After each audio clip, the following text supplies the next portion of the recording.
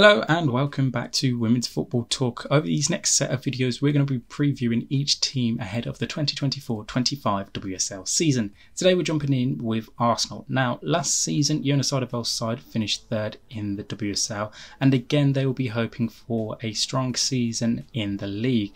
And challenging for the WSL title, and they're coming into their fourth season under Jonas Alderweireld, and it hasn't been all plain sailing for them in the league. Yes, they've done well in the Conti Cup, now known as the Leagues Cup, and they obviously had a disappointing Champions League campaign last season and whatnot, but it's been a few changes to the squad heading into the 24-25 season. Most notably, we've seen the departures of Chloe Lecas, who's headed over to the United States, and Viviana Miedema, who's headed to Manchester City. Now, they've made some signings, and I'm quite impressed with what they've done. They've signed Mariana Caldente from Barcelona, they've brought in Daphne van Domsela from Aston Villa, and Rosa Caffergy from BK Häcken. So it's a bit of change coming to this season for the Gunners. Be really intrigued to see how they do. And obviously, third place finish, it's not what we've been accustomed to Arsenal over previous years, being the dominant side in the WSL,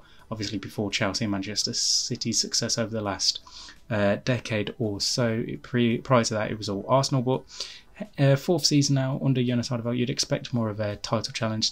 Previous two seasons, they've crumbled away a bit, and there's been a bit of a gap in the quality between Arsenal and then the top two in Manchester City and Chelsea last season. So for them, they're going to be hoping that they can rectify that and start winning games where last season they were dropping the points. If you think back to the games against West Ham United, they dropped points, and then obviously to fellow North London rivals Tottenham Hotspur, they also dropped points. So they'll be hoping to rectify that this time around. Can they do it? Obviously, it remains to be seen.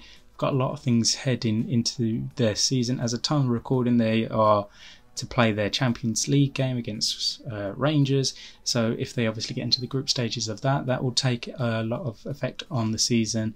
Or ultimately, if they were to miss out on that, then they would head into the Leagues Cup, formerly the Conti Cup. So there's a lot of things to think about for Arsenal this season. But I think if they don't put up a good title challenge, could the pressure be turning on Jonas Alderweireld? It definitely could be, especially if they are poor in the FA Cup and eventual League Cup, or if they don't qualify for the Champions League. I think pressure could be on at some point during this season, maybe at the end of it, if they're really far out of the title challenge. But it is going to be something that it has to be on the back of mind for Jonas Alderweireld.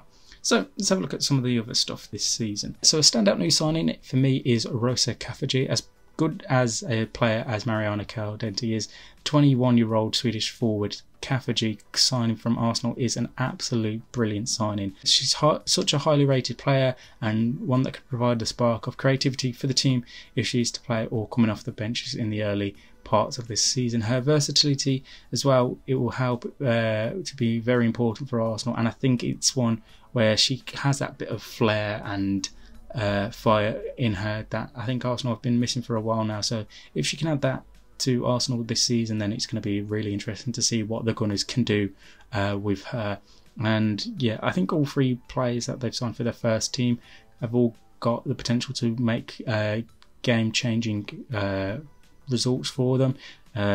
Mariana Caldente, obviously we know what she's been able to do at Barcelona over the past decade, and then definitely Van Domsela, a really good shot stopper, had some fantastic moments in her one and only season at Aston Villa before joining earlier on this summer. So the player to watch for me for Arsenal this season is Alessia Russo. After her first debut season, which was okay, she'll be hoping that this second season will be a lot better. Finish last season fourth in the top goal scorers stats, but obviously the back end of 23-24 campaign definitely helped that out, and I think this one now she will definitely come a lot bigger. It's obviously the competition between her and Blackstenius mainly filled that central spot for Arsenal through the middle, and I would expect Russo this season to be taking that more dominantly in her own hands, and I think it'll be one where we'll see her flourish and get back to the goal scoring ways we know she's capable, if not taking it to a whole new level, putting up their stats that could put her in contention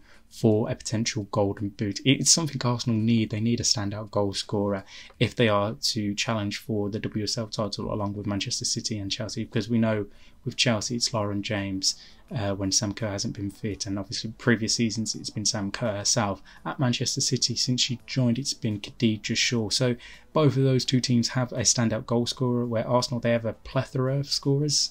But I think they need someone to be scoring the bulk majority of the goals and scoring more goals for them this season. So yeah, I think that is why I'm expecting Russo to take that more second step in her second season with the club, rather than Stina Blackstenius. Breakout young player now, and they've got quite a few options for them. Obviously they've got Michelle Achimang and Freya Godfrey, who have been in and around the first team a few times, but the one player I'm really excited to see is Katie Reid. The 17-year-old defender has been featuring a lot so far for Arsenal in pre-season. She looks really talented, and I think this one could be a campaign where you could see her featuring a lot for Jonas Ardavel's side. Looked really good in the few pre-season games that I've watched for them, and I'm expecting her to be one where it's okay, she's now settling her name down and being amongst, not obviously a regular starter, but featuring a lot more times throughout the season. Obviously it's a hard defence to break into when you look at the likes of Leah Williamson, Lotte Wubben-Moy,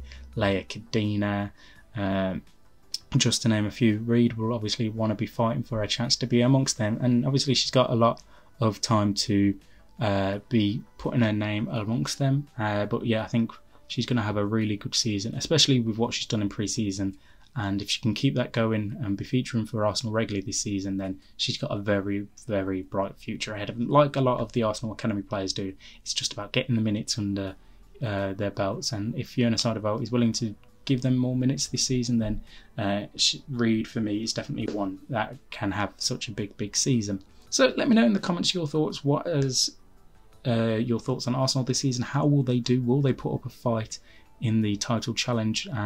Who is your signing of the season, player to watch, and your young player to watch from Arsenal? In the meantime, make sure you like and subscribe and turn on the post notification bell so you never miss a video of ours.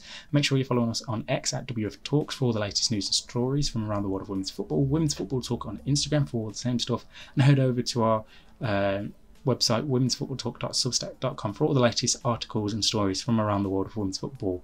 In the meantime, we'll see you soon.